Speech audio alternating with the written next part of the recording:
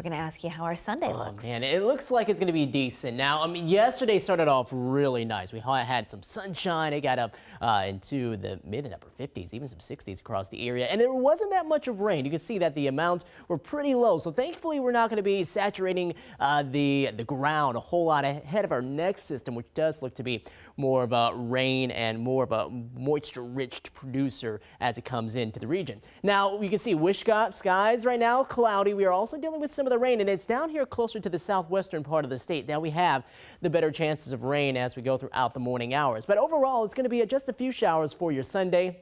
Southern Cascades going to get hit with a little more of that snow too. Widespread heavy rain on the way forward tonight, tomorrow, and then we'll stay with this active pattern as we go throughout the week.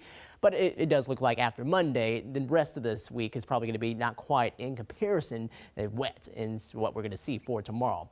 42, we do have a few of those sun breaks and a few partly sunny skies as we start off this Sunday morning. You can see Mount Rainier off into the distance. Always nice to see that. 41 in Shelton, 37 in Puyallup, so chillier down that way, more the mid-40s as you go farther north.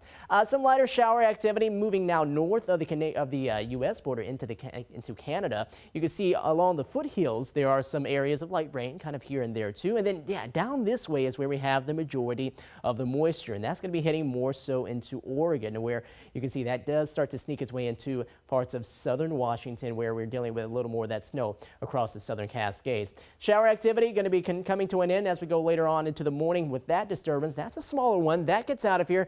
Larger one coming into the region later on into the night. You can see a lot more of that widespread cloud coverage, a decent amount of moisture with that. Yes, an atmospheric river, but it's not going to be quite as intense as what we had a couple of weeks ago. Winter weather advisory, that's going to be in effect until 5 p.m. You can see across the southern Cascades, an additional 2 to 9 inches possible with that. On into the day, a few spotty showers kind of here and there. This is about 3 o'clock, and then we go later on into the night, and this is 11 p.m., and we start to see that widespread rain coming back into play, and that's going to last into tomorrow morning and into tomorrow afternoon. So that's your wet period of time. Showers and sun breaks later on into the week. Highs around the 50-degree mark, cooling a little more into the weekend.